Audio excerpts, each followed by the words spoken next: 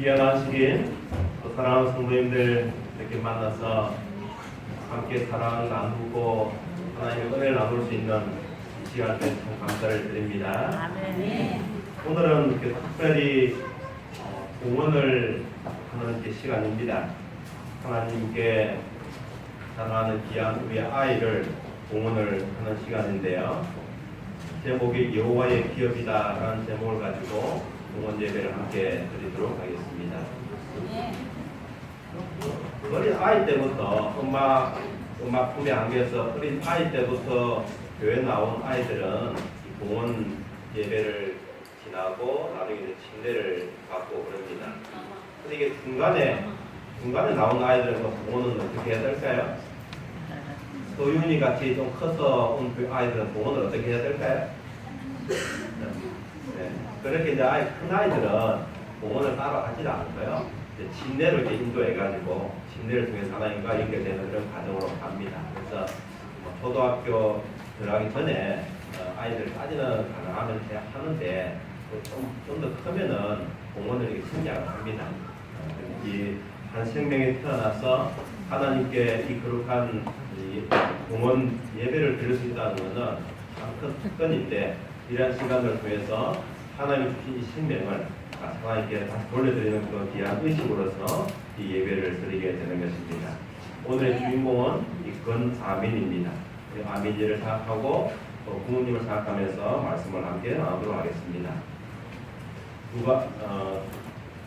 공관복음에 보면은 예수님께서 이 아기 엄마들이 예수님 계실 때 아이들 안고 예수님께 나와서 단수 기도를 이렇게 받고 싶어 하는 그런 장면이 기록되어 있어요.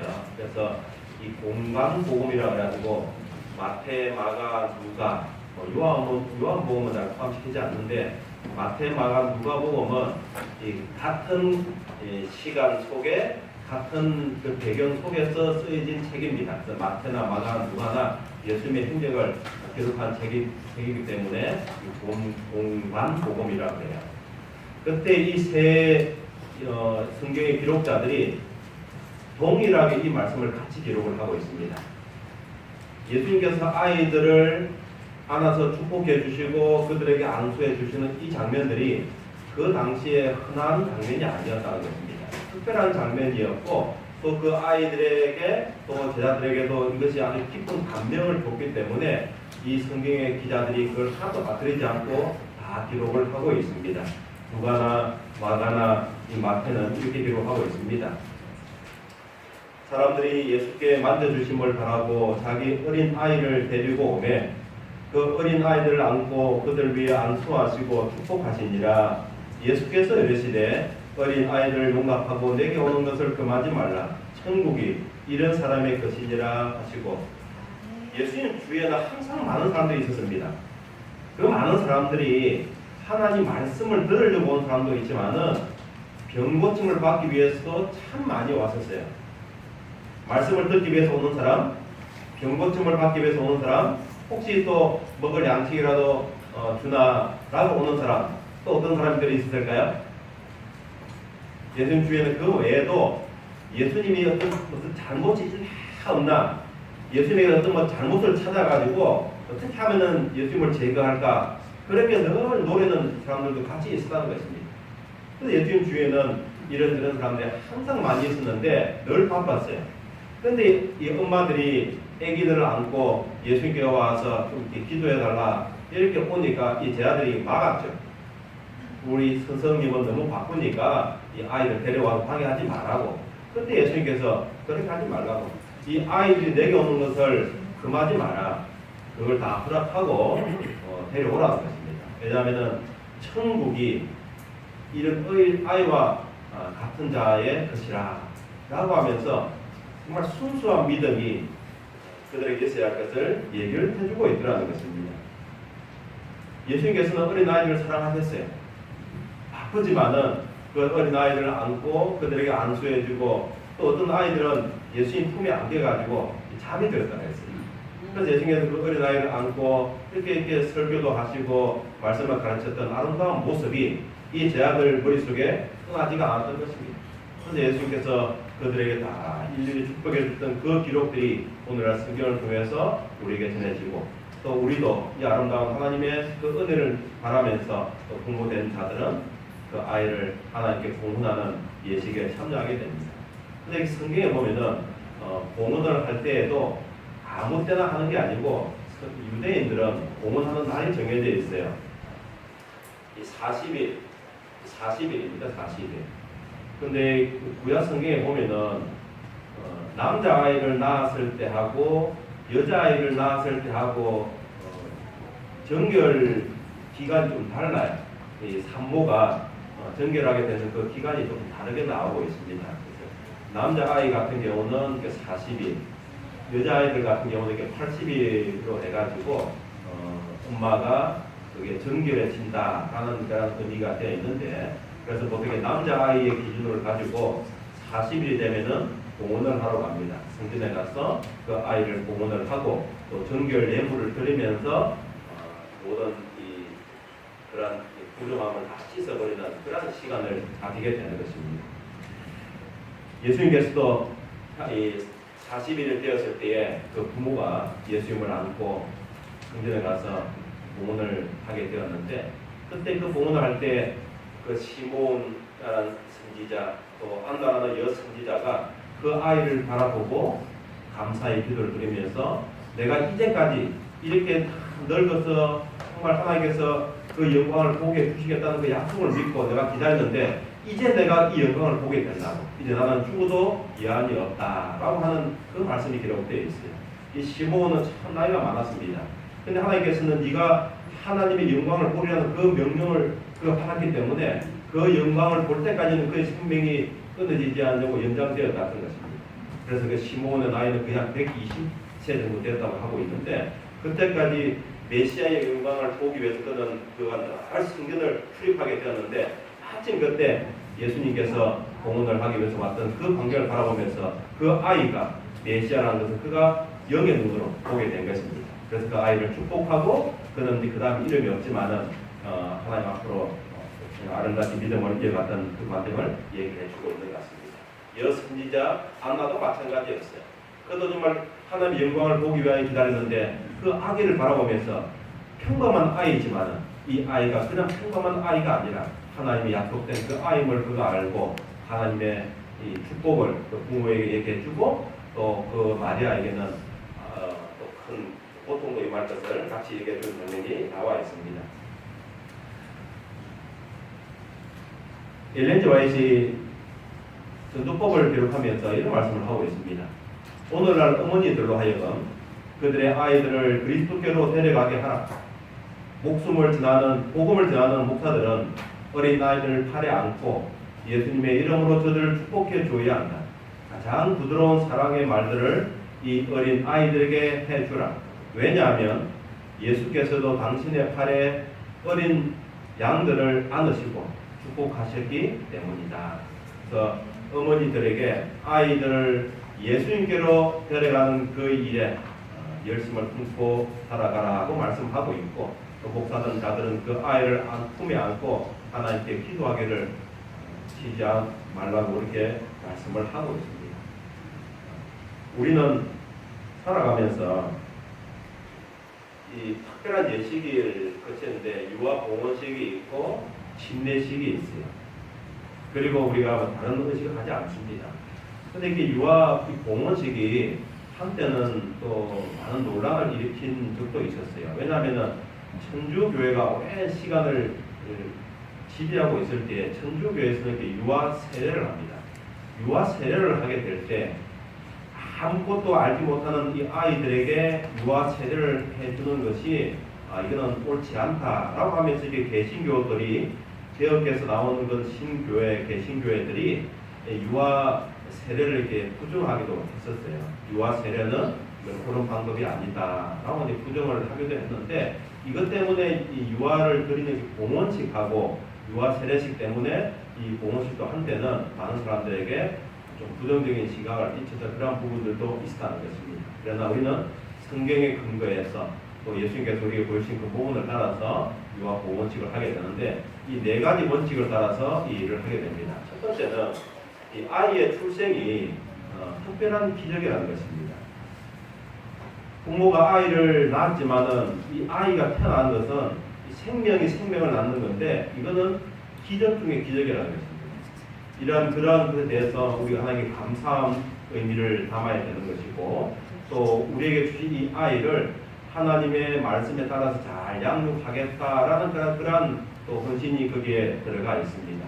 그리고 또 부모들에게만 이 책임이 맡겨진 게 아니고 이 모든 교회 성도들에게 이 책임이 다 맡겨져 있어요. 모든 성도들에게 같이 이 책임이 주어져 가지고 모두가 이 일에 책임을 맡은 자라는 사실들을 얘기를 해주고 있습니다. 그리고 아이를 축복하고 하나님께 공헌하는 그런 기도로서 이 의식이 마쳐지게 되는데 이러한 원칙을 통해서 좀 말씀을 살펴봅니다. 생명을 낳습니다. 이 세상이 아무리 과학이 발달하고 문명이 발달해도 정말 위대한 것을 사람들이 다 만들어낼 수도 있지만 만들어낼 수 없는 것은 생명입니다. 사람들이 이렇게 기계는 잘 만들어요. 정말 인간 지능을 가진 그 로봇도 만들어내긴 하지만은 생명을 만들어낼 수가 없습니다. 그 생명을 만들 수 있는 분은 한 분밖에 없어요. 창조주 하나님이십니다. 그래서 하나님께서는 성경을 기록하면서 창세기 1장 1절에서부터 태초에 하나님이 천지를 창조하시니라. 그래서 이 생명을 만드시고 우주 만물을 만드신 분이 누구냐? 그분이 하나님이시다. 그 처음부터 그 말씀이 기록된 것은 하나님이 모든 생명의 주인이라는 사실들을 우리에게 설명해 주고 있는 것입니다. 생명이 있는 자만이 생명을 낳게 되는 것입니다. 이 나무도 마찬가지예요. 그 씨앗 속에 생명이 있기 때문에 심으면은 그것이 싹이 나가지고 또 하나의 나무가 되는 것입니다. 제가 전에 안개교회에 있을 때에 의성 안개교회에 있을 때에 집사님 집에서 계란 어미닭 한 마리 하고 그 다음에 유정란을 한 10개쯤 얻어와가지고 이제 병아리를 구워할 거라고 닭장을 찌어놓고 이 닭을 거기에 넣어놨어요. 이 나무로 된 사과 상자인데 크지도 않은 나무로 된 사과 상자에다가 이 닭을 넣어놓고 달걀을 한 10개 이렇게 품겨했는데 어느 날 보니까 병아리 한 마리가 깨어나가지고 삐약삐약 그러더라고요. 그래서 이게 상자가 너무 작으니까 상자를 좀 이렇게 쉽게 다닐 수 있도록 높으니까 옆에 벽을 없애버리고 하려고 이렇게 손을 댔더니 닭이 알을 품다가 그냥 일어나 버렸어요. 그리고 다시 안 들어가더라고요. 다시 안 들어갔는데 이게 마치 이제 병아리가 이제 한 마리, 두 마리 깨어나고 그 다음에 이게 세 마리째 이제 깨어나려고 알을 막 깨고 있더라고요. 그래가지고 힘들어 보이니까 제가 가서 깨줬어요. 벗겨줘가지고 잘 나오도록 그렇게 해줬습니다. 근데 그 병아리는 힘이 없더라. 힘이 없어 비실비실 그렇게 자랐다고.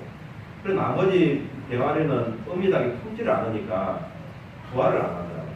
그래가지고 결국은 다 그거는 깨어나지 못했는데 제가 이것이 안에 이렇게 병아리가 안 들었나라고 이렇게 깨보니까 한 뭐 2개, 3개 정도는 아예 수정이 안 된 것 같고 나머지는 부화하려고 하는데 부화를 못하는 거예요.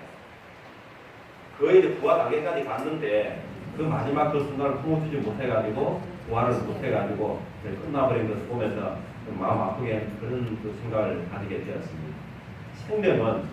생명을 낳게 되어 있는 것입니다. 우리가 한 생명을 잉태해가지고 이 아이를 낳는다는 것은 이거는 내가 하는 게 아니에요. 하나님이 우리에게 주신 내가 물려받은 이 생명을 또 내가 다른 이 생명을 내 후대에다가 보내주는 것입니다. 그거는 하나님의 생명을 내가 나누어 주는 역할을 하는 자들임을 우리에게 말씀해 주고 있는 것입니다.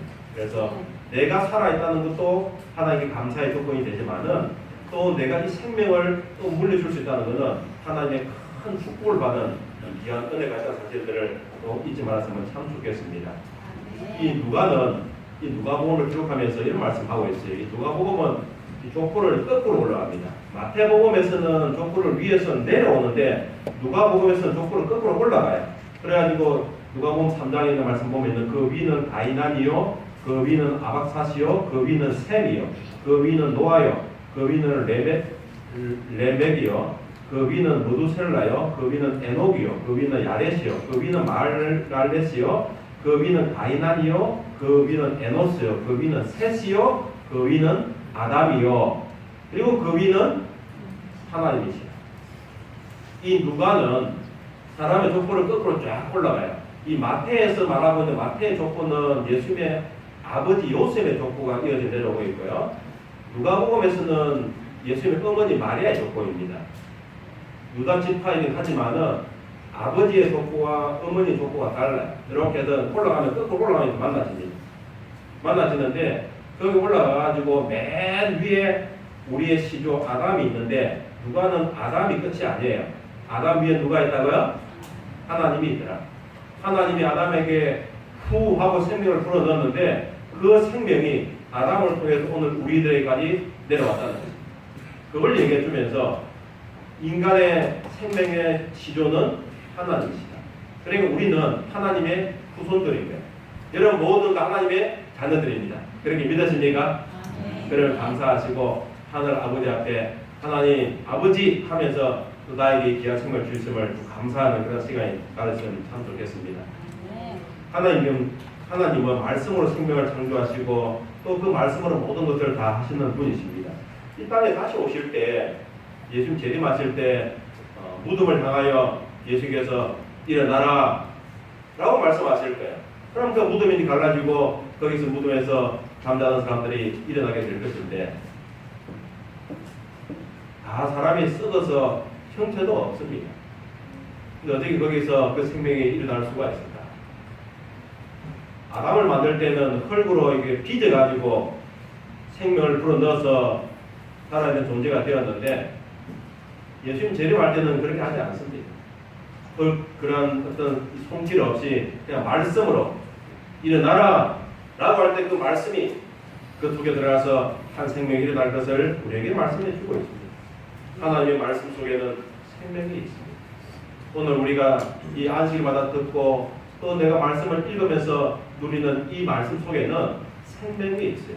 나를 살리는 영적인 생명이 그 속에 있다는 것입니다. 하나님께서는 천지 만물을 이렇게 말씀으로 만드신 분이시거든요. 그러니까 오늘날도 말씀만 하시면은 한 생명을 창조할 수 있고 살릴 수 있는 능력이 하나님께 있다는 사실입니다. 예수님께서 재림하실 때에 그러한 이 말씀의 능력을 가지고 일어나라라고 할 때 모든 사람들에게 그 말씀의 능력을 통해서 살아나게 될 것을 말씀하고 있습니다. 그래서 우리가 이 땅을 살아가면서 우리의 아이들 양육할 때에 이 아이들에게 살리는 그 양식을 나눠줘야 되는데 그게 무엇이냐? 하나의 말씀이라는 것입니다. 하나의 말씀을 계속해서 그 아이들에게 전달해주고 그 말씀을 잊지 않도록 이야기해주는 그 능력을 우리가 가져야 하는 것입니다. 그래서 신명기에서는 이 말씀을 기록하면서 이런 말씀하고 있어요. 한번 다 같이 한번 읽어보겠습니다. 시작. 이스라엘아 들으라. 우리 하나님 여호와는 오직 유일한 여호와이시니 너는 마음을 다하고 뜻을 다하고 힘을 다하여 내 하나님 여호와를 사랑하라.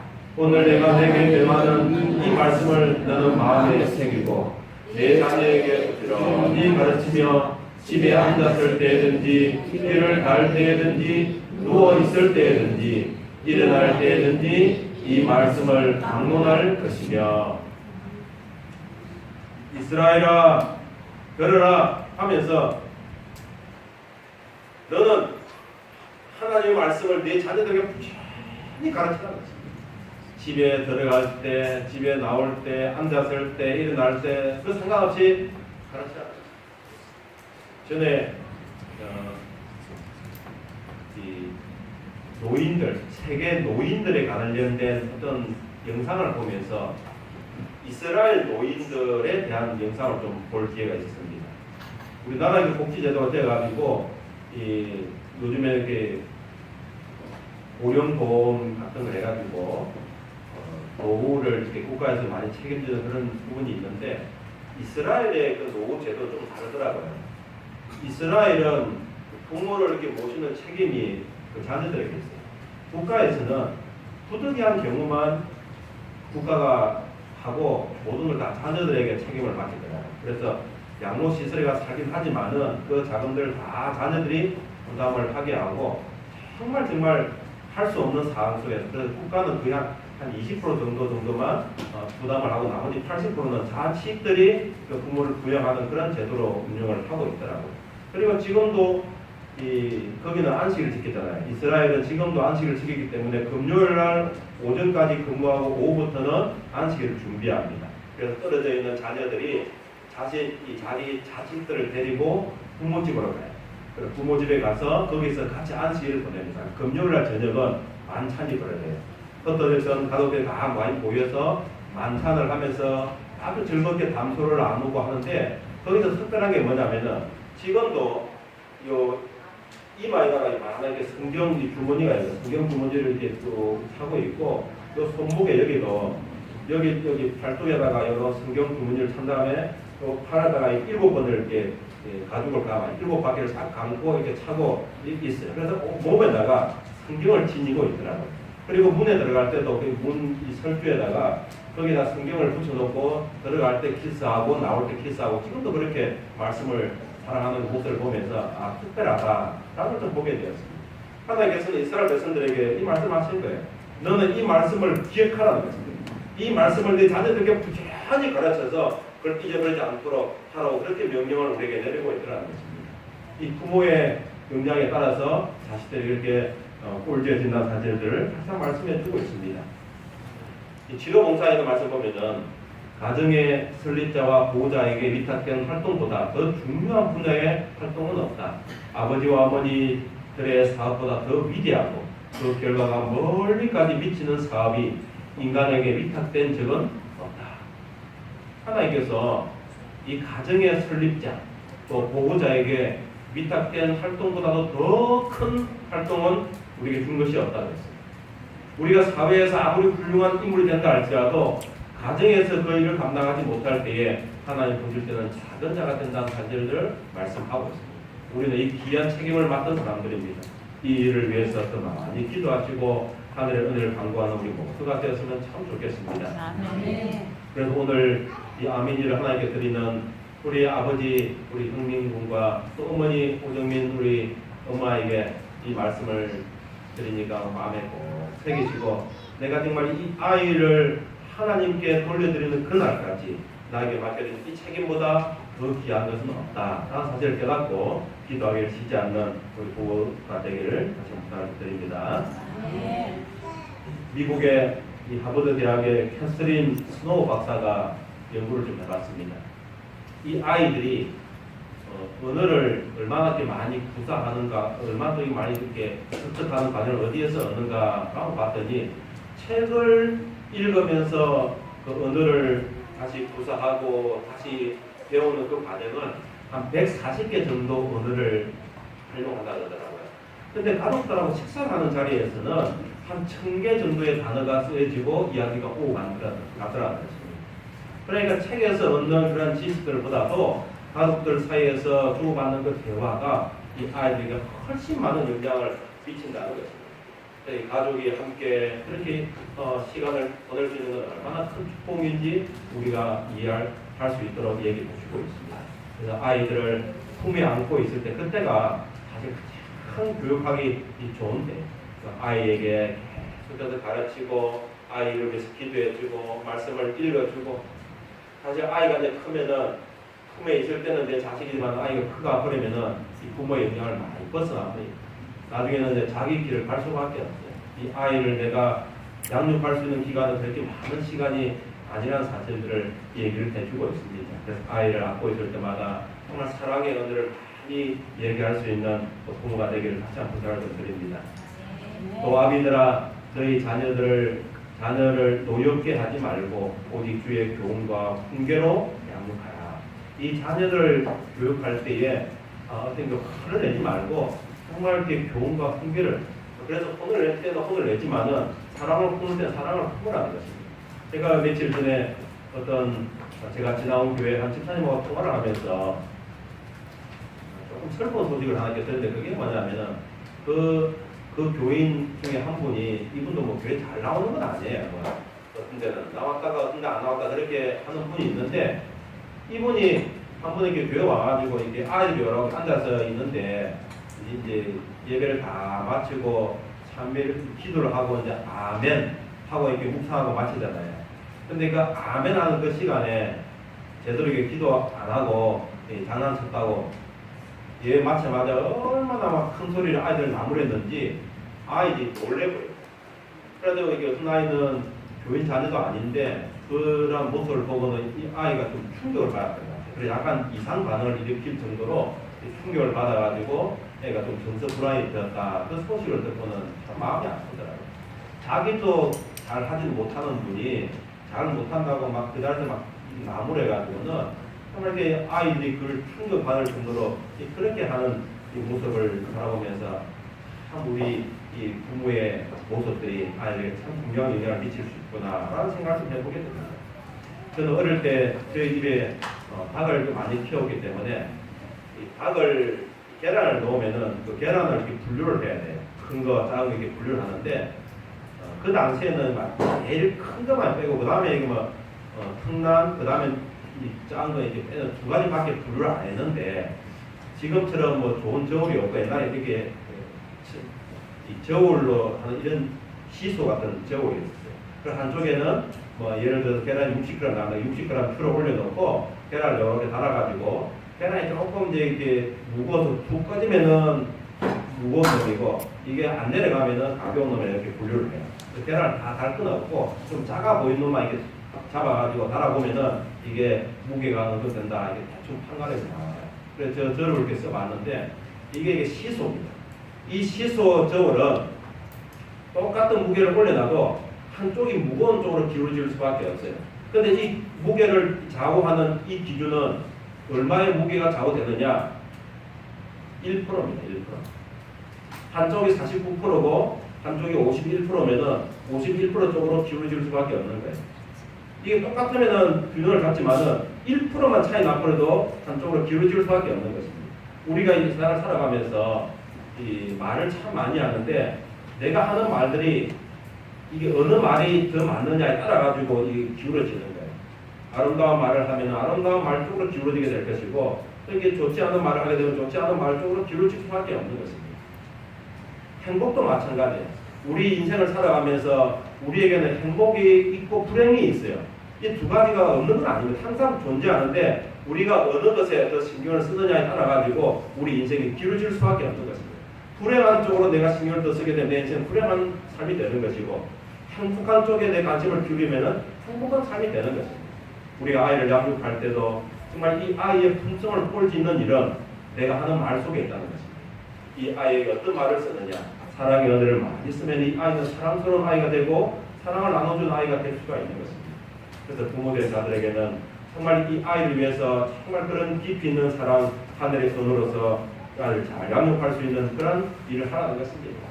아비들아, 어미들아 하면서 자녀들에게 양육할 때 이렇게 해라 라고 사도 바울이 에베소서를 통해서 말씀하고 있습니다. 이 자녀들에게 주는 그 한마디 한마디 말들이 하나님의 품성을 꼴짓는 귀한 계기가 되는 사실들을 꼭 기억해 주시기를 부탁을 드립니다. 이 복음 사역자에 있는 말씀 보면 이런 말씀이 있습니다. 그가 만나는 모든 사람들에게 희망과 능력을 주는 것을 그의 양식으로 삼으셨다. 그의 입에서 나오는 진리의 말씀은 이제까지 랍비들이 가르치는 유전과 교리와는 전혀 같지 않았으므로 청중들의 마음 가운데 새 희망이 생기게 하였다. 그리스도의 교훈에는 열성이 가득하여 주의 말씀을 듣는 자들에게 깊은 감동을 주어 죄에서 돌이키게 하였다. 예수님께 나오는 그 아이들 올 때에 제 아들에게 그 아이들 금하지 마라, 데려와라 그랬어요. 그리고 예수님께서 그 아이들을 일일이 안고 축복해 주시면서 그 부모들에게도 축복의 은혜를 얘기해 줍니다. 그런데 엘렌 지 화이트는 이걸 기록하면서 이런 말씀을 하고 있어요. 만약에 이 아이들이 랍비들에게서 가서 교육을 받고 바리새인들에게 교육을 받게 되었으면 어떻게 되었을까?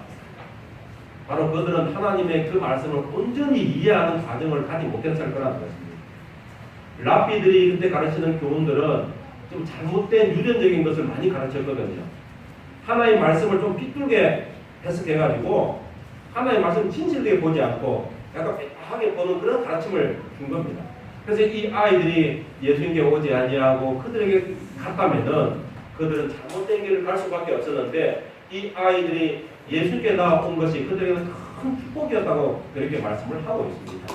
이 세상에서 하나님 없이 살아갈 수도 있어요. 하나님 없이 세상 학문을 가지고 정말 뛰어나게 키울 수도 있습니다. 그러나 하나님 보실 때 그거는 그렇게 큰 가치가 없다는 사실들을 우리에게 말씀해 주고 있습니다. 하나님 앞에 하나님 말씀으로 양육하는 그보다 더 귀한 것은 없다는 것입니다. 그거는 영원한 생명이 달려있는 문제라는 것입니다. 우리는 하나님 주신 영원한 생명을 이 아이들에게 주느냐 못 주느냐 그런 기묘한 책임이 부모된 자들에게 담겨 있다는 사실을 꼭 기억하시길 바랍니다. 그래서 우리가 하나님께 말 한마디가 참 중요합니다. 유럽을 여행 갔던 분이 이 사진을 찍었어요.